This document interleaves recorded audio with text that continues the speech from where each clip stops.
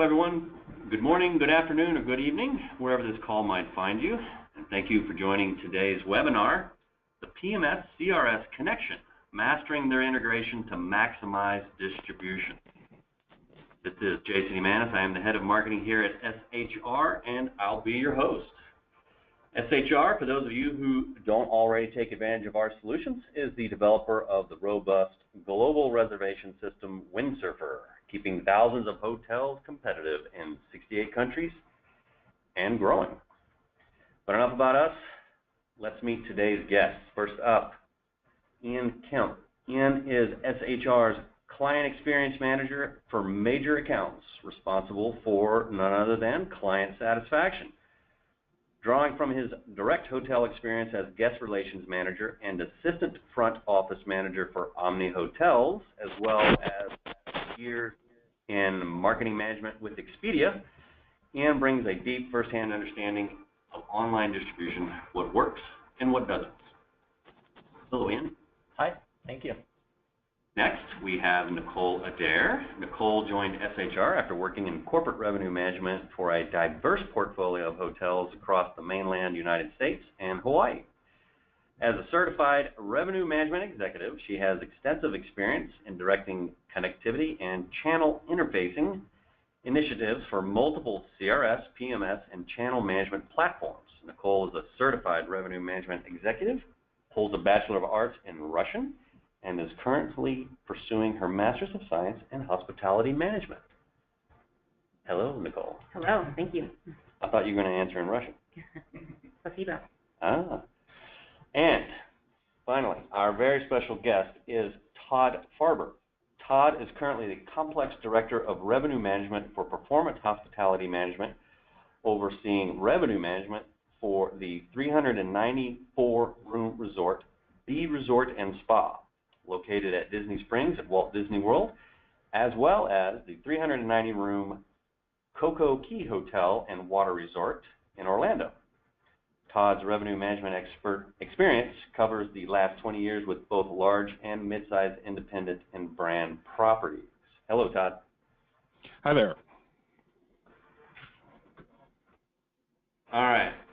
So, want to remind the audience, questions during the call. We will answer questions during a Q&A session towards the end of the call, but please let me encourage everyone to post your questions using the Q&A panel as we go along with the discussion.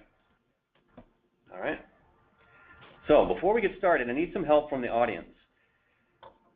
Preferably, we want our esteemed guests to be able to steer the conversation in a way that's meaningful for this audience. And in order to do that, we need a little insight into the PMS CRS integrations within the properties on the call today. Therefore, audience, if you wouldn't mind, be so gracious as to answer the following questions. Real quickly, these will be anonymous. No one will see your answers. But we are interested in how would you describe your hotel's level of expertise with regards to PMS CRS integration? Novice, intermediate, expert? So we'll can wait a moment for those answers. Get an idea of everyone's expertise. We ready? Yeah, go ahead and close it.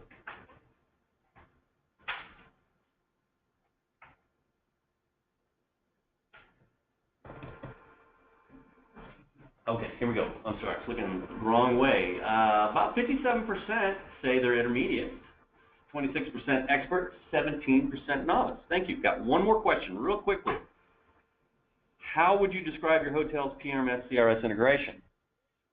And you can reply with multiple answers.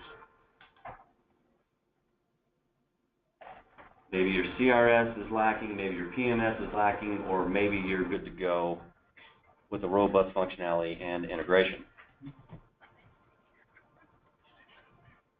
Wait just a moment, get everybody's answers. All right, we can go ahead and close that out. Let's take a look.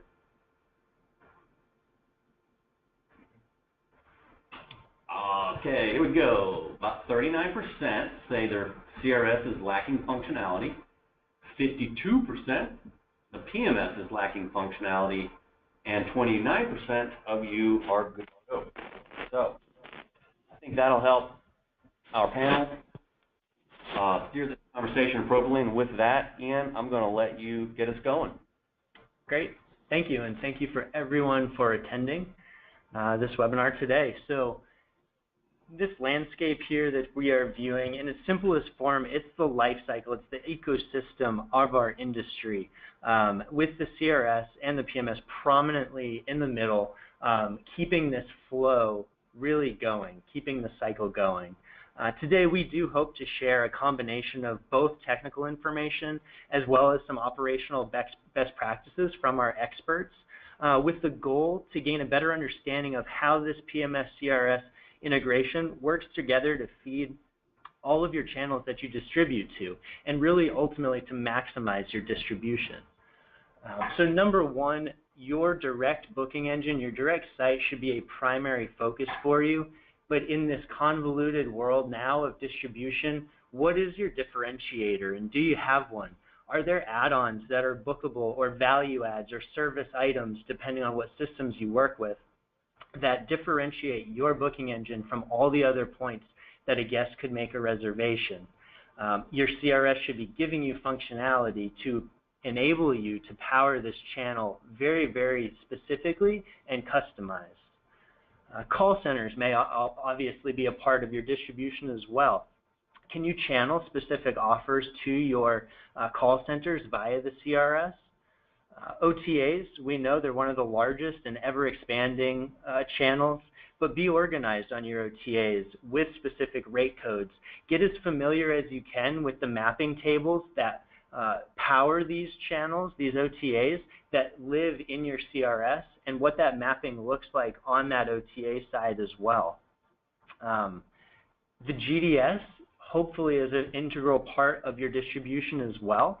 So ensuring that you have great offerings pushing through your CRS to the GDS platforms, and the relationships that go along with that with travel agencies to really display your property in great ways on the GDS. Finally, channel managers. There are a lot of small OTAs out there that technologies can't reach directly. We would call that a direct connect. So in those cases, ensure that the platform, the CRS that you're working on, has a good channel manager integration to reach out to all of these smaller OTAs that may be either specific to your market or newcomers into the game completely. Ian, as I'm looking at this slide, there's a couple things that I think that you touched on that I'd just like to further emphasize. All of these distribution channels, you really need to be putting out-of-the-box thinking into it on a regular basis. What's happening right now in February and March is not necessarily the same strategy that you'll adopt for the summer or the fall period, depending on what type of seasonality that your hotel has. So you need to be constantly reinventing what your strategy is, whether it's a low season, high season, or special event strategy. And I think, you touched on the OTA segment. People really need to understand that the OTAs, it's not really just a booking channel, it's also a shopping channel. So your hotel is represented on this platform for guests to get to know who you are, but more often than not, these guests are going to go directly to your own website, and perhaps and hopefully book through your own website. So that the images and the content that represents you on the OTAs is extremely important. Absolutely. Good point. So Ian, what are we looking at here? If I do this here, what are we looking at? Yes, step number one of understanding or demystifying your interface is knowing where to begin to take action on various items. This is key. So aligning verbiage between your two systems, what fields mean what in each system, and whether you're early on, you may call it a gap analysis if you're kind of pricing out and looking at two different systems as to which one you're going to go with, but regularly updating yourself on if new fields are being introduced or if new updates are taking place, what are they corresponding to in that other system? All the while keeping in mind that PMS and CRS communication is via XML messages. So know where to view your XML messages to pull these for troubleshooting purposes, and also know what fields exist on your XMLs and what flow between your systems. From my experience here on a CRS provider side with Surfer, one of the most common items that I talk to either revenue managers or property level managers about is they have rate linkage set up in their CRS. However, the PMS is still pushing over rate values, and those ultimately a lot of times are incorrect, and they sit on top of or override the linkage that is set up within a CRS. So a little thing like that can totally change the rate that you're putting out there to the world, and it's a very minor detail, but again, very important as to how you correct for that. So what we're looking at here on the screen on the left-hand side is a very robust interface where the PMS and CRS literally communicate on nearly every level that you could probably want them to communicate on. On the right-hand side, maybe some of you sitting out there have more of a minimal interface, which require you to log into 2 different systems to manage many aspects of your business, to build new products, and to push your rates out to the various channels that you work on. Reservations obviously being the most important or one of the most important to flow, your inventory, your rate codes, those are all items that you individually as a hotelier need to make the decision on what are non-negotiables for your interface, and then what maybe could you live without and manage separately. If you're a group-heavy hotel, for example, you would definitely want to explore that full group functionality exists between the systems. That applies to group blocks, to group inventory, specific group rates if need be. Another thing to think about are also packages and add-ons, also known as service items. Those can be some smaller items, but ultimately when you're going to pick what PMS or CRS you're going to work with, again, tailor it to yourself. Do that gap analysis early to learn what items are going to interface for you. So before we move on, like how many people you know, you're working with clients all the time, how many people get this? We share this information. Whenever a question comes up, put it this way, when a question comes up about an interface, this is a lead into the discussion that I'm going to have to them. So we can be on a level playing field of understanding what's flowing from what system to the other. So you didn't recreate this for this webinar. You had, this is a tool of yours. Yeah, we at Windsurfer, I believe, in my humble opinion, do a great job of supporting many people's PMS systems to the best of our ability as well. And we want to be able, while we can't tell you how to do it in your system, we certainly want to give you enough guidance that you'd be able to take our feedback and make it actionable in your systems. Do people go to the PMS with this type of ask as well? If they don't, they should know what their side says about the interface as well. Yes, I can say. And I think you bring up a... Go ahead, Todd. Well, I think you bring up a good point there. You know, sometimes it is a little difficult working with your PMS provider, depending on which one you may have. There's some better than others. But you should know what's going on between the PMS and CRS. And again, depending on what kind of interface you have, there should be messaging and errors or warnings that pop up signifying to you something's not right. And, you know, all too often, you know, I think that as hoteliers, revenue managers, perhaps, you know, we tend to ignore these, and that creates issues with whether it's statistical tracking or things that are flowing into your PMS. So doing regular audits and really looking at the warning and error messages is a critical part of a function that if you're not doing, you should be doing on a regular basis.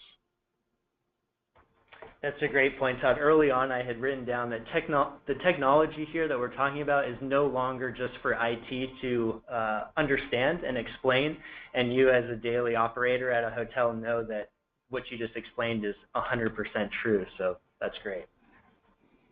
Okay, so Ian, talk to us about mapping it. What are we going to map? Yes, so mapping tables can live in both your PMS and your CRS. It would be good to be familiar with both. You may work within your PMS's mapping table 90% more than you would ever work within your CRS. And sometimes it would just be you as the client working with us on the CRS side to ensure that CRS mapping aligns with what you have in your PMS. So work with your account managers to gain the understanding of what can be mapped, what should be mapped, and what are the actual codes that are being used. So very simple example here on the screen right now of an OXD interface on the left with an Opera PMS, and then on the right-hand side, some examples of what it looks like within our Windsurfer system. Failed updates, failed reservations, and skewed reporting are just a sum of the things that can result from mismapping. So this is a very, very important aspect of an interface to ensure you have this aligned. Mm-hmm.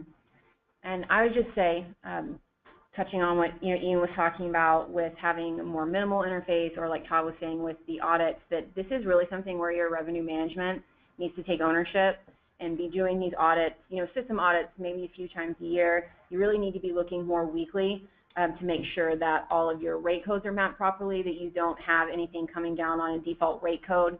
If you do, you need to see what that is that's existing in your CRS that isn't in your PMS. Checking the CRS to make sure there aren't reservations that are, perhaps not interfacing from other channels. And that really needs to be done more on a weekly basis so that you kind of minimize discrepancies and make sure you're receiving all of your reservations into your PMS. Very good. So Nicole, you're going to talk to us about reporting. So another thing that you want to keep in mind when mapping out your code conversions is to create a visual guideline in Excel or PowerPoint, however you choose to do that, of how things should be grouped for reporting versus how you want your rate codes to be grouped for yielding. Different systems are going to have different nomenclature, but this could be your market groups versus your rate groups, your rate category versus your rate code group, etc.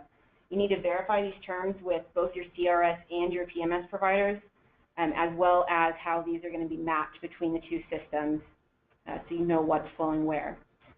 But just use Expedia as an easy example. You will probably want all of your Expedia rate codes to be grouped together for reporting, but probably not for yielding when you're opening and closing rates. So you would build your market code, your market groups or codes around your most common reporting functions. In this example, you want all of your Expedia to be reporting to OTA. And then build your rate groups around how you manage your rates. So a rate group for bar, an advanced purchase rate group, a length of stay rate group, etc. And this will allow you to make your rate closures more efficiently, so you can close all channelizations of an offer in one place versus having to hunt down your retail advanced purchase rate under discount and multiple advanced purchase rate codes under your OTAs, etc. So you just keep it cleaner, keeps your messages flowing through your interface, and just makes it quicker and more efficient for you as a revenue manager to manage your channels. That's a great insider tip. I like that. I think that's a great visual, Nicole, and I think you're absolutely spot on. Really having a clean system and grouping together by rate groups is essential for the efficiency of a revenue manager yielding the hotel. Right, and a lot of times people get kind of stuck in the default of, all of those Expedia rate codes or, booking, anything like that. Those are all OTAs, so they end up grouping them that way, and you're never going to go into your system and close all your OTA rate codes, or very rarely anyway. So you want to have those grouped for closure based on how you're actually going to be using the system, and you will end up having like retail and OTA and voice rate codes all grouped together since you're grouping in that manner. Another thing I'd like to touch on for distribution is to make use of your CRS's double derivation functionality to, one, help ensure clean distribution of your retail offerings across your channels, and two, allow for quicker and easier adjustments to your discount amounts. So one of the benefits of a robust CRS is the ability to centrally manage your channels, which I would highly suggest you do versus trying to manage any of your discount offers or anything like that via the multiple extranets that you have access to. So with that said, we'll take a look at a typical advance or purchase offering as an example. Since this is technically a discount off of bar, oftentimes a lot of people will default into deriving all of the advanced purchase rate codes off of retail bar, like in my no example. This leaves more room for error in your derivation calculation, since you have to account for both the partner margin and the discount. And it also means that anytime that you want to adjust your discount amount, you have to go into every single rate code for every channel in which it's selling and make an adjustment. A more efficient way to set up these multi-channel offers would be to derive your retail rate code off bar, which will house your desired discount amount, in this example 10% for advanced purchase, and then derive all of your partner rate codes, your Expedia, Booking, Priceline, Agoda, et cetera, on the secondary level, with their derivations simply being their margin. This helps ensure that you're offering the exact same discount across your multiple connections, and it also means that if you want to adjust your advanced purchase discount to, say, 5% for a particular date range, you can make one update at the retail rate level, and you're good to go.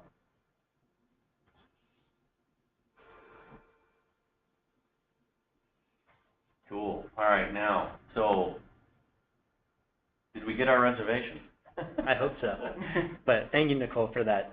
The user, that is very real user information. I hope everybody can either adopt, or if you do something similar to it, that you can tweak your process as well. So hopefully you've received your reservation into your PMS at the hotel level.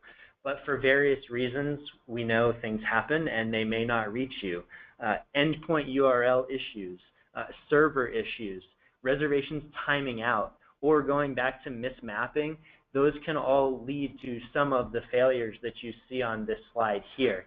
We would really hope that you're getting that successful OK delivered message there on the right-hand side every time. But like we said, it doesn't always happen. So knowing, I think, Todd, you said knowing how to use or action your errors, this would be an example of that. Knowing who you should reach out to in these circumstances. Many times, Windsurfer will actually send an email to a reservation center if the reservation is not received and confirmed back to the CRS.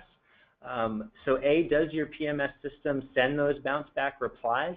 And number two, if Windsurfer or your CRS sends you that type of messaging, do you know, based upon the error, who to go to first? A lot of times it's great to loop us, the CRS provider, and your PMS provider in on any of these types of issues, but maybe you could even save time and be more effective going directly to the source if these errors are more easily understood and actionable by yourself. And Ian, just taking a step back a second there, and identifying why it happened. The team at the hotel, especially like weekend or nighttime people, they need to understand when this happens, because oftentimes, you may have the revenue manager or front office manager that's gone for the day. You have, 2 or 3 front desk clerks, and all of a sudden reservations stopped coming through. They need to understand where they can see this information, so they don't have, a ton of people coming up to the front desk last minute with all these last minute reservations, and it creates a bad check-in experience. Absolutely. And some of the information too that gets passed when a reservation flows down to the property, it's going to be your guest information and your payment details, which include credit cards, which, going back to the mapping conversation, credit cards likely need to be mapped to ensure that they flow properly, and a failed reservation could happen if they're not mapped properly. If a rate code doesn't exist in the PMS and the CRS is trying to send that down as well, that could cause a failure also. Okay, let me take a moment to remind our audience that you can ask our panelists a question using your Q&A panel over there to the right.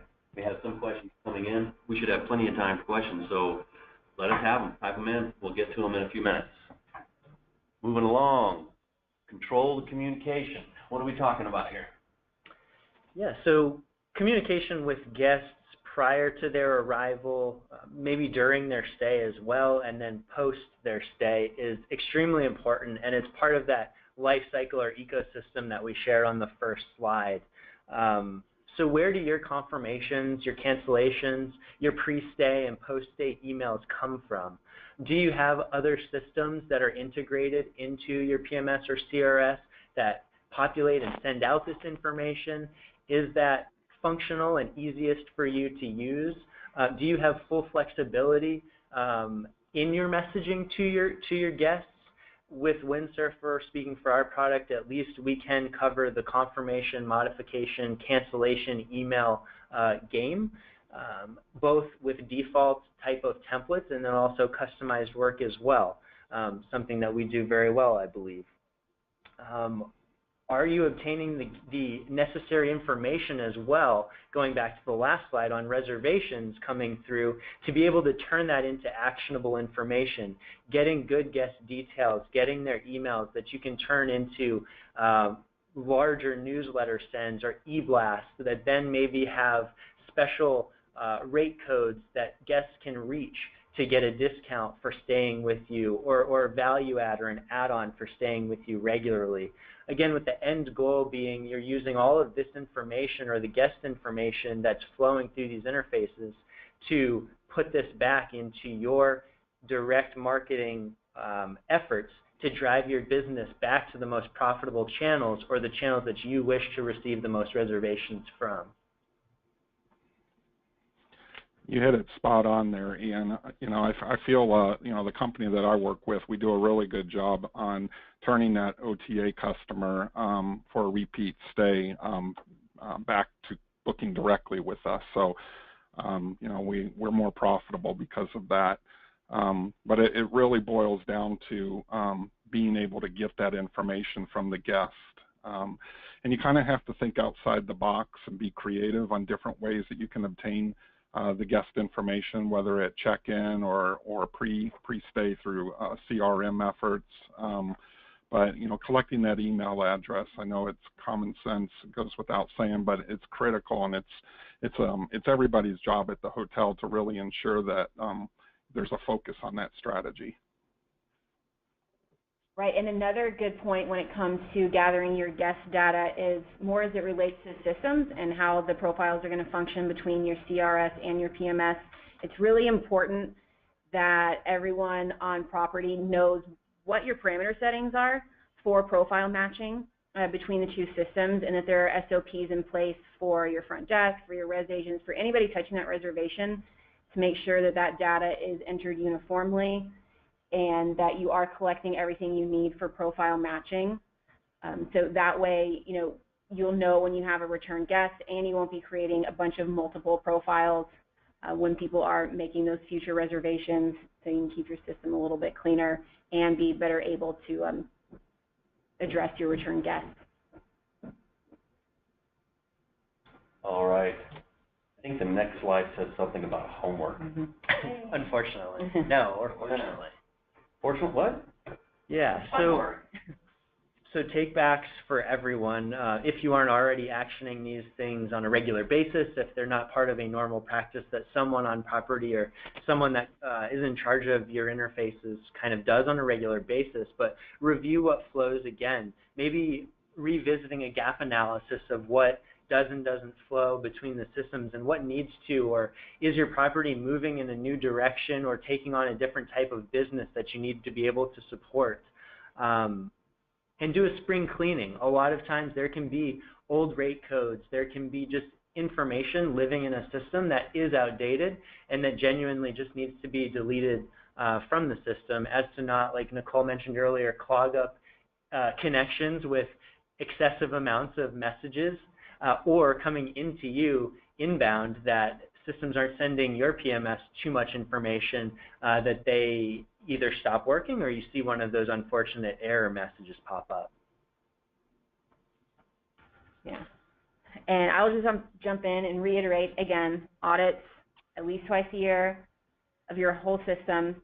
But also another good thing to really do on a continual basis is all your CRS, all of your technology providers are going to be sending you system updates and releases and release notes. And it's really, really important that you actually take the time to read through all of those, you know, stay up to date on any training videos or anything that's posted on your provider's website as well, because there's technology is changing quickly, and there's a lot of stuff that keeps getting released, and it's only going to benefit you and your property and the functionality of your systems if you can stay up to date and really be able to utilize these new functions as they come out.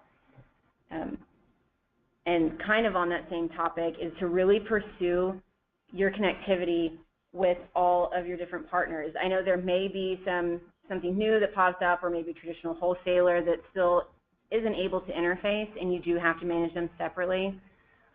But just to aggressively pursue getting everything connected into your CRS that you possibly can to allow for quicker distribution, cleaner distribution, and to also kind of break down the channel costs for all of your partners as well, and see if there's anything that you can pursue, and maybe your account manager can help you kind of look at your options, but make sure that you're using the most profitable channels as well for your connectivity partners.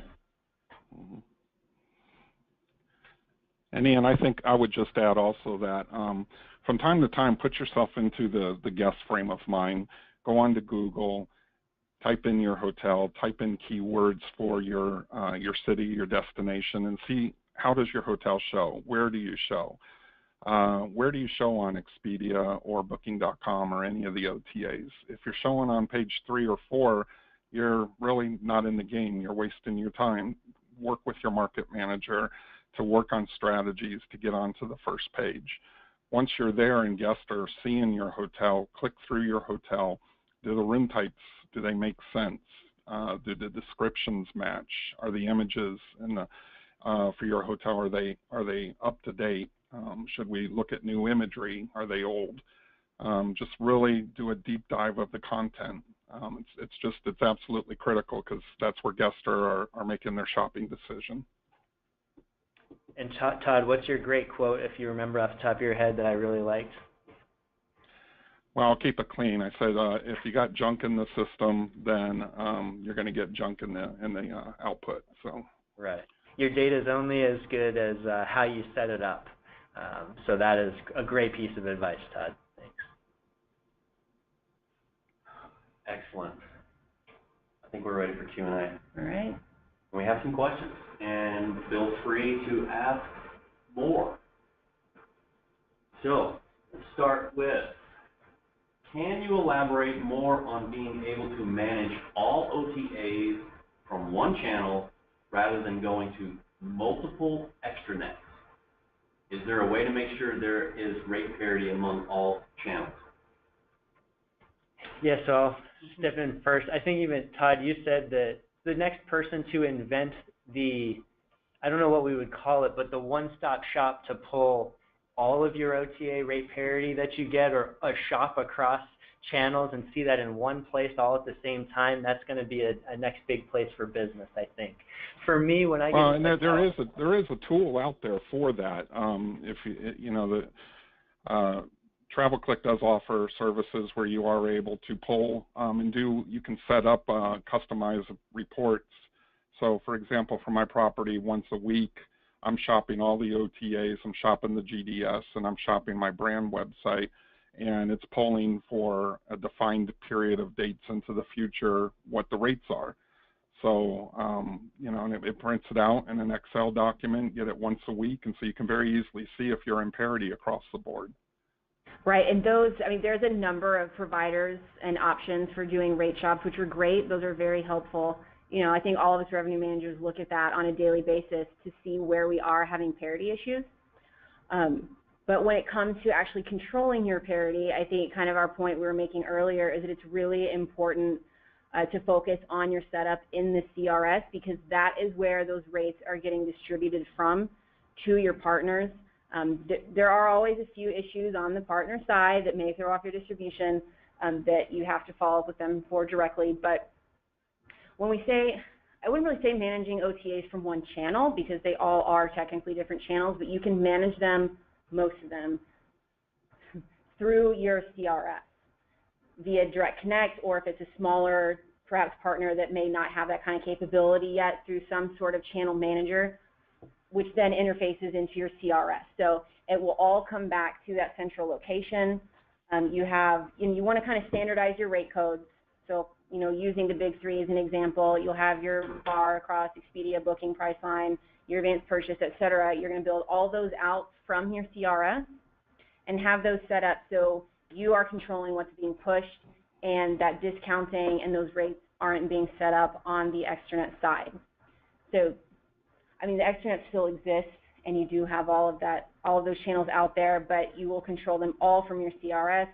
You'll yield bar. It will flow through to all of these channels, and if you have it set up properly in the CRS, you know, it shouldn't be a ton of work from your side to make sure that the same rate is getting sent to all of your partners. All right, sorry, Nicole. I think I made you laugh because I was laughing because somebody wrote, the travel click rate shop service is great if you're Howard Hughes. So I think the inference there is a little pricey. Coming from the OTA side as well, I can say that a lot of things get blamed on mapping by even the OTAs themselves, but never fall into it's just a mapping issue. To Nicole's point as well, the rate values that live within the CRS that are then being sent out to that channel, that OTA that you're distributing to, that should be the point of beginning your discovery of where parity is existing, and if the endpoint, Expedia or the OTA, is receiving what you have there in your CRS. And mapping, unless something really has drastically changed with the property or the channel, that would be one of the kind of intermediate steps or items to look at once you've just assessed what's in the CRS and what is on the OTA. Very good. Next question. Can you discuss group blocks and how that affects availability more? This is confusing, I find, for many revenue managers, group reservation managers who don't use this functionality often. Speaking strictly from an interface perspective, and going back to that slide that had a list of yes and no, or yes or blanks to what flows in what direction, in a robust interface where groups do flow, you get group block information, you get details of that group, the dates of the group, if it's flexible or not to pull from general availability, and you get actual group-specific inventory allotted by room. That is on a very robust interface, which should solve or would negate kind of this concern, I would say. Whereas if your interface does not support either anything group-related or specifically group inventory, that means that all day you could go in and set up inventory allotments per room on your group, maybe in your CRS, but because the PMS and CRS aren't communicating on that level, that group could likely book 50 double rooms when you were only trying to give them 10. So in other words, know your interface and don't try and manage groups from an area if that is not supported, is just my advice from a technology perspective. Yeah, and that can get a little painful if you do have one of the more minimal interfaces where your group blocks aren't pushing to your CRS, because you're really at that point looking at having to make dummy reservations to block out your groups. And so that is a pretty important thing to look at when you're evaluating your connection, because you do want, you know, whatever your group module you may use will interface into your PMS, and you want to make sure that those group blocks are going to be able to interface up to your CRS as well, and all of that inventory is syncing easily. Okay. Next question. If the emails are sent through third-party software like IBM Silverpop, because it is easy for communication, how will Windsurfer handle this? This is a Windsurfer specific question. Yeah, so from, again, a technology perspective, I'm not totally familiar with IBM's product here, but I can say that the Windsurfer CRS today does offer the email capabilities of, again, confirmations, modifications, cancellation, pre- and post-date emails in either a default format that comes with the system when you begin using it, or, again, could be customized for your brand or your individual hotel. So reservation flows into the system, triggers an email out for that guest. There are a number of days ahead or after a reservation that you could follow up with an email, maybe embed your own links there with polls or questions that you want to ask your customers as well. So if there's an integration that would be looking for with an outside email provider, those things exist. They can just take some bit of efforts in development or exploring. Yeah. Okay.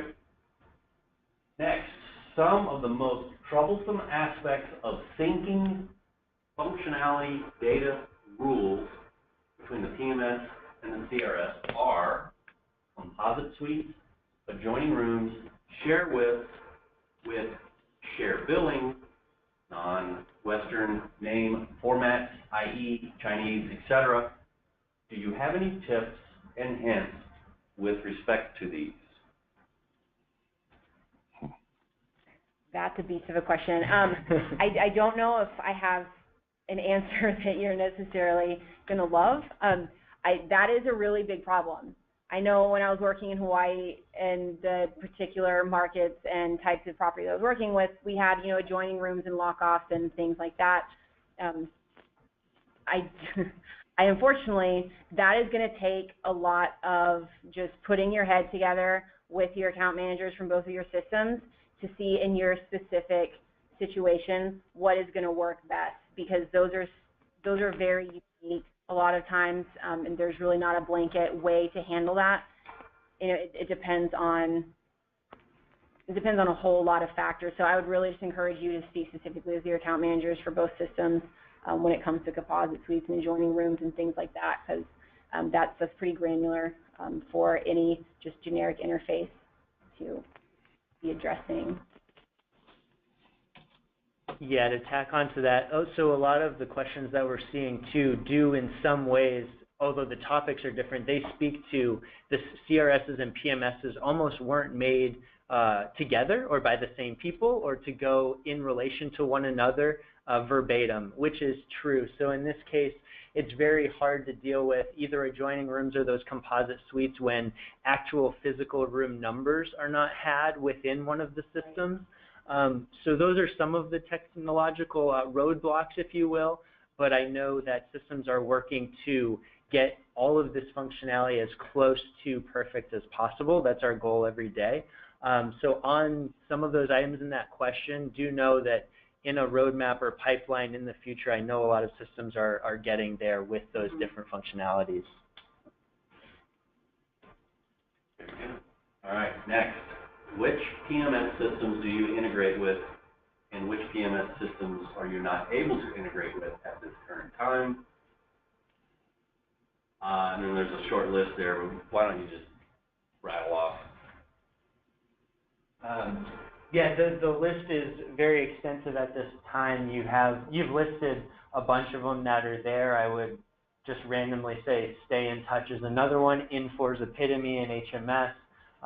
And various others, but this list now today does go well into the teens, if not higher than 20, 25 PMSs that are connected through. So if you currently don't work with Windsurfer and have a PMS that you're questioning if we work with, reach out to any of us on this panel if we can get our details out there, or we have sales managers here with Windsurfer that would be more than happy to find out that information for you. I'll tell you what I'll do is I'll email everybody post-event, and I can actually give them that list of integrations when I do that. And if they have a question, they can reply to my email, and I'll be sure to connect them with the right people.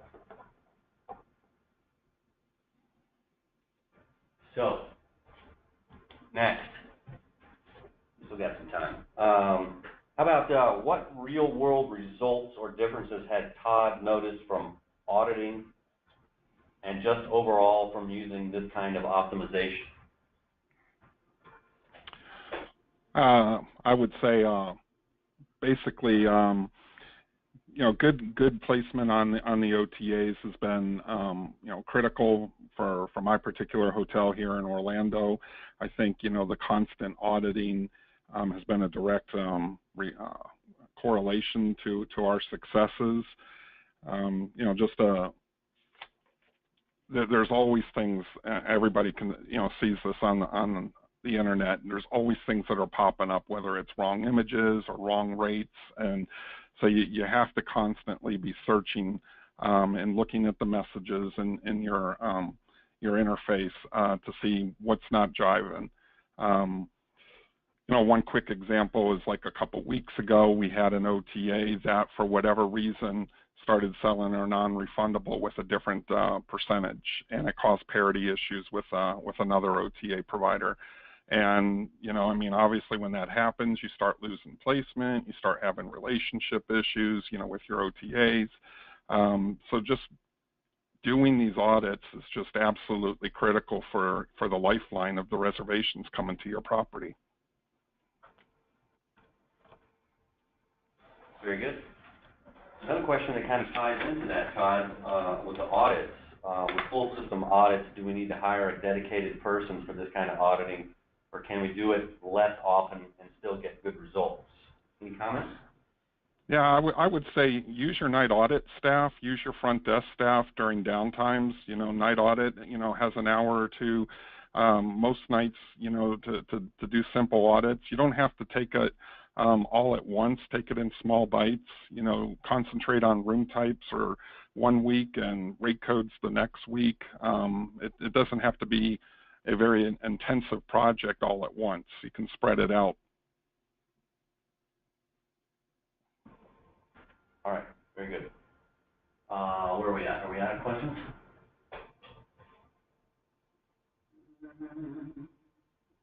How about this?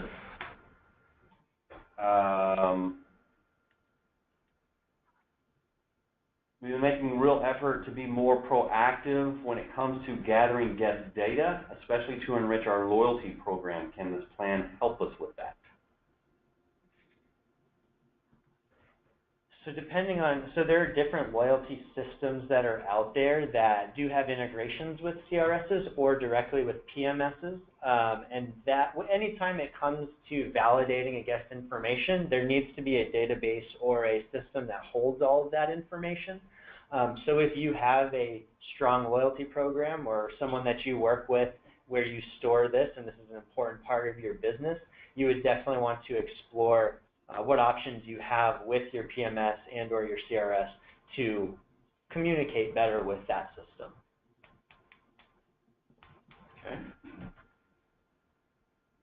Okay, I think we're going to cut it off right there. I want to thank everyone for spending their time with us. We know your time is valuable. Thank you, Todd, for joining us and giving us some insights. Absolutely. Thank you for inviting me. Thank you, Todd. And thank you, Nicole and Ian, and everyone else again, and we'll see you next time. Bye-bye. Thank you.